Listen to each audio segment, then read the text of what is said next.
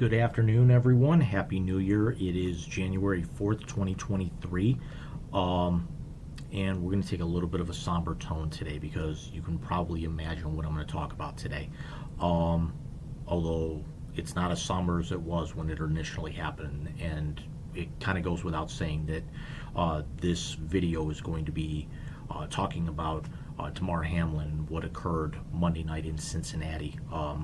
For those of you who have not seen the entire story, Buffalo Bills safety Damar Hamlin, who actually was their starter for 14 games this year after a neck injury, forced All-Pro Micah Hyde to be essentially lost for the year.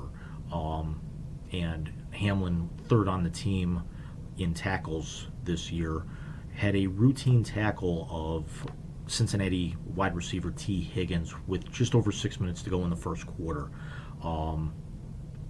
Hamlin then got up after the tackle, took one or two steps, and then just collapsed flat onto the turf at Paycor Stadium in Cincinnati, much to the shock and horror of the 65,000 fans in attendance and the easily 4 million people watching at home, because this was two of the NFL's best teams.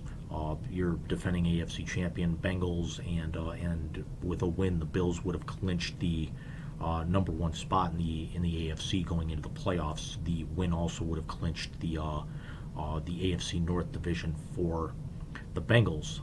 So now it actually comes down to what happens with them this weekend with their matchup with the Ravens, and we'll touch on that here in a little bit. And this video is probably going to run a little bit longer because this was one of my longest blog posts in several years once I changed formats. At the very outset of my blog, I was writing essentially feature-length articles, 1,100 words. This one was about 830 words. I usually like to keep my blogs between 650 and 675 words on average.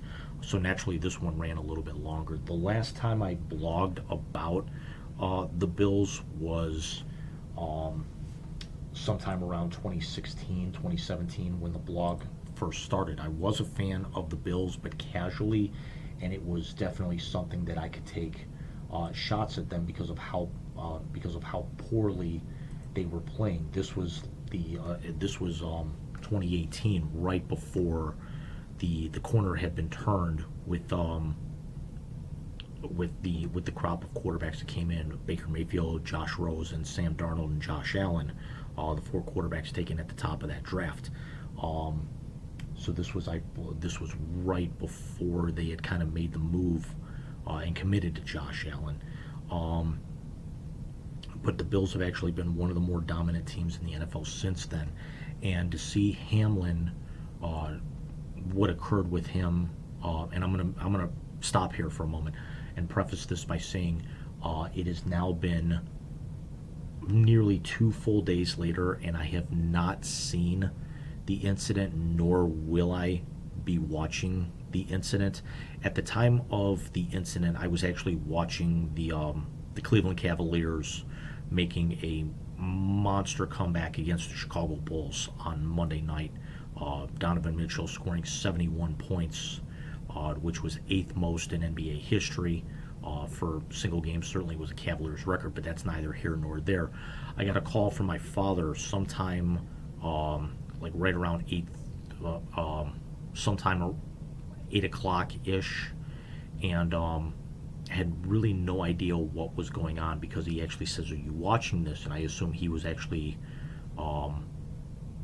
he was watching the Cavs game, and with the massive comeback that they were in the process of starting in the third quarter, or I should say, it might have been the fourth quarter by then, and so I started talking about the Cavs. He's like, "No, what's going on with the football game? Do you think that player is dead?" And I just stopped, and I'm like, "What?" He says, "Yeah, one of the Bills just collapsed right in the middle of the field." And I immediately flipped over, saw what was happening, and it was on the screen for about 2 seconds, and then they had gone to another commercial break. So I flipped back over to the Cavs. went to the ESPN website, saw the story of what had happened. But again, certainly after the initial incident, Joe Buck and Troy Aikman did actually say that we would not be showing this again. I did actually see that once I officially flipped over to the to the Monday Night Football game after the Cavs game had concluded, about, I want to say, 15-20 minutes later, including the overtime, or it might have been closer to 30 minutes at that point, but that's neither here nor there. And then when I flipped over and I just saw the gravity of what occurred, and my first instinct was to go to Twitter to see what people were saying about this. And I know that's kind of the last place you want to go, but there weren't a whole lot of. Naturally, the story was brand new, so you only had what was going on the broadcast, which quite honestly was not much, because he had already been escorted. He had already been taken from the field in the ambulance, and the players and coaching staffs were in the process of they were in the locker rooms. They had already left the field at that point, and then the decision was being made with what to do with the game, because the only people that were left at that point were the fans in the stands. And then the message on the scoreboard is the game is currently suspended. We will share more information once it becomes available, something like that, whatever that might have said. And I'm actually surprised, as long as it was being shown, that that's not fully ingrained and ingratiated into my skull at that point. But then it was, and thankfully nobody had posted the video of what had happened. Naturally, my interest had been piqued as I had not seen it, but then as I started to gather more details after reading Twitter feeds and timelines, and actually talking with my dad, he was actually one of the first people that said, don't watch it. If you haven't seen it, don't watch it. Don't go looking for it. Because we all know that the hit was not anything. It's not me. It's not here nor there for me to actually say that the hit could not have caused this. Anything could cause anything in the human body. Let's be completely honest. But they said it's not the hit that'll get you. It's the part where he collapses that you will not be able to unsee. So to this day, I have not seen exactly what happened, but I do know every other aspect of detail. I wanted to go to bed about 10:30 that night, knowing I had to work a full post day at work the following morning, coming off the long holiday. I ended up going to bed about 1:15 on Tuesday morning, knowing I had to be up in 5 hours for work, and was going to be dragging all day, because I was just hoping for something. I was looking to getting some sort of update, but as we know, nothing came out. There was nothing to report, because they were still running tests, and until Hamlin's friend and publicist mentioned on Twitter, and then it later got picked up that his vitals had started to be returned to normal. They were starting to cool his body to preserve brain function, and that's the part that really started clicking in of exactly how serious this was. Because let's also be honest, we've seen players collapse collapse during sporting events. None more serious, let's also be honest, than Hank Gathers, but that was nearly 30 years ago. But it was also something that the entire country and was not watching at that point. Loyola Marymount did actually have their run in the NCAA tournament the following year, advancing, I want to say, all the way to the Sweet 16, or maybe it might have even been further than that. I'm not going to go looking that up here right now. You guys can correct me down below, but we've seen a couple of hockey players, most notably Rich Peverly and my own Blues Jay Bouwmeester, collapse on the bench in the middle of games. We saw Reggie Lewis collapse in Game 1 of a playoff series when with the Celtics against Charlotte back in 1993. None of those turned out to be fatal, though, although it actually did turn out to be their last games, because Bouwmeester retired the following April, but never suited back up for the Blues again. Peverly retired a short time thereafter. Actually, Peverly didn't officially retire until about 2 to 3 years later, because he was working as an assistant still within the organization, but had not officially retired. So he was working with the Texas Stars, the Dallas Stars AHL affiliate. And then, unfortunately and tragically, Reggie Lewis passed away during an off-season workout. Almost, I want to say it might have been 3 months to the day after his incident, back in 1993, and he could have been one of the all-time greats for the Celtics, and that was shocking enough, because this was the Celtics kind of return, trying to rebuild their franchise after being very, very bad for a few years there after the Bird McHale Parrish dynasty had all kind of moved on at that point. But this was something that it was literally in the aftermath of the play. The sky cam showed it clear as day. The tackle had been made, and from what I've heard or screen captures that I've seen, not necessarily of Hamlin, lying on the turf, but it was something that, as we all know, the tackle would be made, and then your Fox or your ESPN camera would kind of pan around and then maybe go to a different angle or possibly show a replay or something like that. But it was something that everyone saw, and thankfully now we are starting to see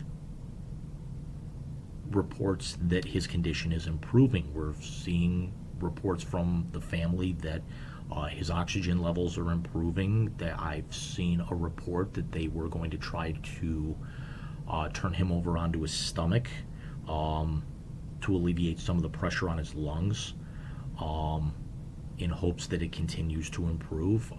You would think probably over the course of the next,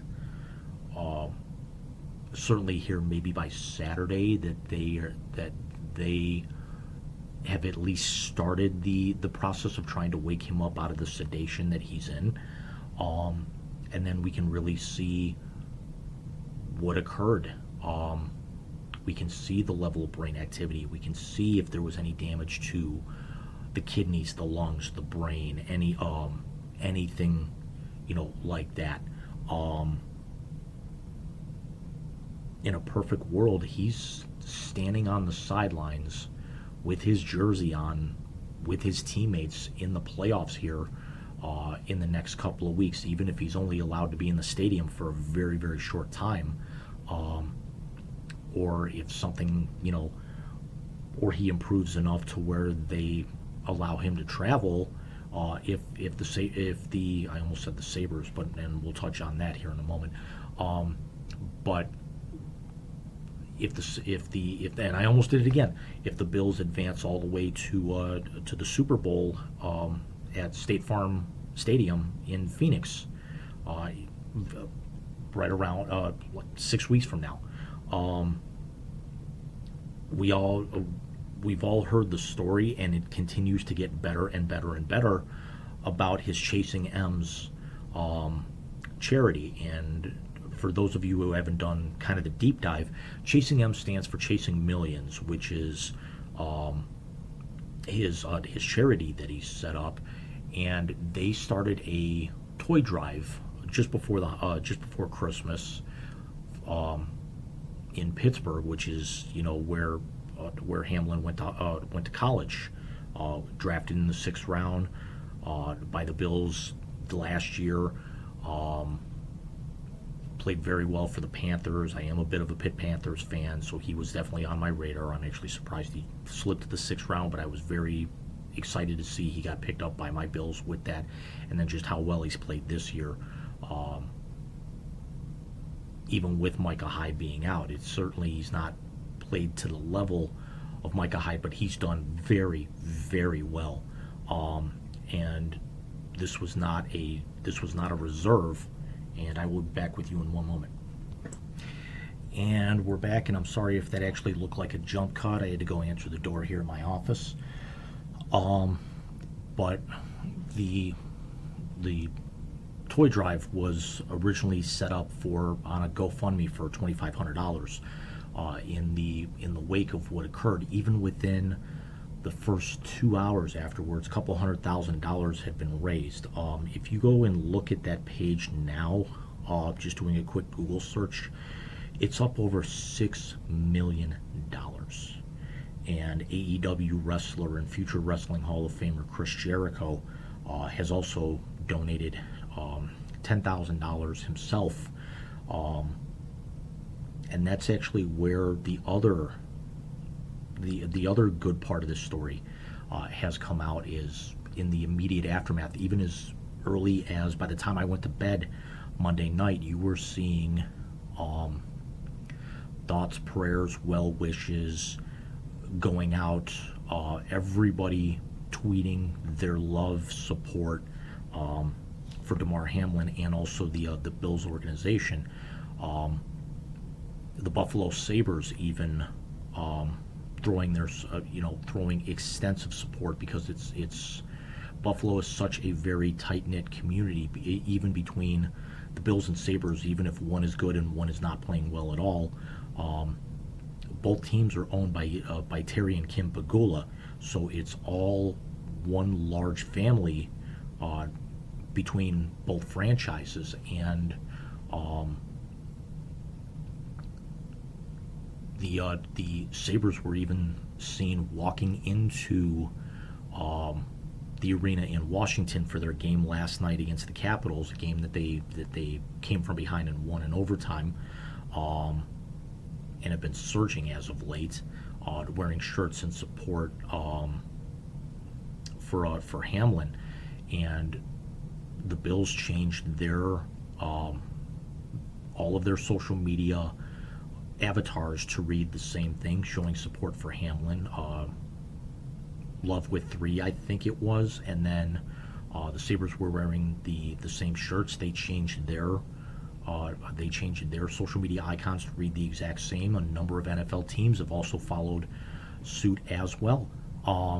Every single NFL team, and really from what I saw, every single major North American professional sports league, and a lot and more athletes than I can count right now, showing their love and support for this. The Cavaliers celebrated, and then were even tweeting things out at the Bills, and also showing their love for Hamlin before I went to bed that night, especially in the wake of what occurred, because I don't even think anybody in the arena kind of knew what was going on unless they actually had the game on in one of the luxury boxes. But just the outpouring of support, and then the wall-to-wall news coverage, because let's also be honest, if anybody saw Fox Sports or watched CBS Sports Network or watched ESPN yesterday, it's all that anybody could talk about. Because they were just like us. They were trying to pass along what information there was, but that's just it. There wasn't anything new to pass along, so it was recycling a lot of the same information, and a lot of people being talking heads about it. Normally you'd hate something like that, but you're kind of in the same boat, because it humanizes everybody. Everybody has the same mindset. What's going on with Damar? What's happening with Damar? Is Damar okay? Is Damar even still with us? What's going to what happened with the game? And let's talk about Skip Bayless's tweet here for a moment, and I'm not going to put the tweet up out of respect for Skip, and he did actually offer. He did not retract the tweet. He certainly did not apologize for the tweet. And the more I've actually sat back and thought about it, it is something that what was tweeted at the time might have been in poor taste, but now that the story is 48 hours old, or just shy of 48 hours old at the time I'm taping this, it's about 10 after 4 on Wednesday afternoon. Now it's starting to be something where you're seeing positive light start to come out of this with the reports of his condition improving. Now you actually start thinking, what's going to happen with this game? How does this affect Week 18 coming up this week? Do they actually play the game? What are they going to give both teams wins? Are they going to call it a tie? Are they just going to throw it out and each team only gets 16 games on their schedule? How's this going to work? It's something that but we can deal with that whenever. It's, because it's also not something that you're going to have the Bills and Bengals both play on Sunday and then turn around knowing that potentially both of them may have to play wild card weekend. So you're not going to have them play on Sunday, play again on Wednesday, and then go out and play a playoff game next Saturday, Sunday, or Monday. It's not going to happen. So you've got to figure out something here with this. But also, are the players even in the right mindset right now of wanting to even go out and play that game? Certainly, there's a lot of Bills players there's a lot of Bills players who aren't going to want to actually. They'll play on Sunday and close out their season. They'll close out their regular season slate against the Patriots, but with that Cincinnati game, that's the furthest thing from their mind because they're going to know that they're going to have to step back on that field. Or even if it's in a neutral site, they're going to have to step back and look across the way at the Bengals, who, for that night, were their friends. The way that the NFL handled the situation that night, the Bengals coming over and supporting the Bills in the immediate aftermath, and also the scenes that we've seen of Joe Burrow coming over and consoling Josh Allen, consoling some of the other Bills players, the two coaches getting together in the locker room, just outside meeting with team officials and the head referee. League officials. And the head referee on the phone going back and forth with the league about what exactly to do with this, and the smart and only solution of flat out postponing the game just after 10 p.m. Eastern time that night. But again, that was the right thing to do. So Bayless saying what he said was something that was going to have to be brought up. It might not have been the best timing to bring it up, but it was going to have to be brought up. And I've never been the biggest Skip Bayless supporter. None of us really have. But I do feel the more that I sit back and I look at it, it was taken out of context. Last thing I do kind of want to bring up before we wrap up here with this is there was a part of me that did come up yesterday, and if you follow me on Facebook, I did actually send a message out, and I did get some feedback from some friends and some coworkers, including my co-host Mike Martinez, including his wife Stephanie. Even if it's for journalistic purposes only, do I actually watch the video? And a lot of them were saying no. It's not the hit that gets you. You won't be able to unsee when Damar collapses. And I have to agree. Out of respect, I will not go back and watch it unless it's something that comes up on the news, in later years or something like that, or like Damar, or they do an interview with Damar, and he says, yeah, go ahead and show it. I'm fine with it now. Jay Bomeister doesn't remember collapsing on the bench, but he actually doesn't mind seeing things like that because they saved his life. The same thing with Rich Peverly. Unfortunately, Reggie Lewis isn't with us anymore.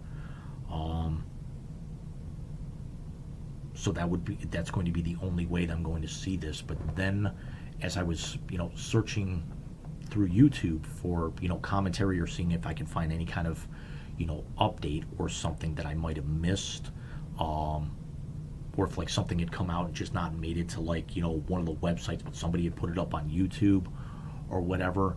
I came across a video where somebody actually had the audacity to say that this was staged, and sure enough,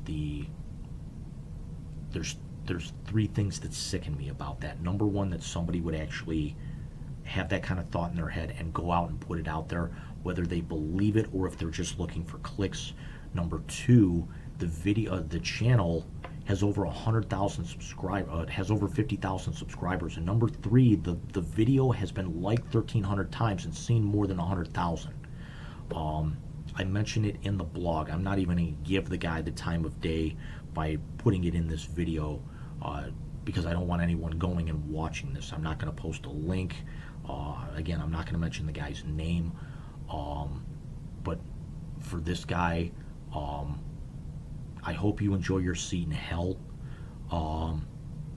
for putting something out, for putting something like this out there. Even if you don't believe it, this is a human being that we're talking about. And if you're just trying to bait people into getting you clicks to increase your YouTube revenue stream, again, number one, there's a very, very special place in hell that I'm going to keep very warm for you here, because the running joke is, I'm actually the one running the show down there. I'm just up here on vacation for the next 40, 50 years, whatever it might be, or longer, or whatever. But then the other aspect, and then this idiot, the nozzle that you use to pump gas, it doesn't double as a water fountain, you asshole.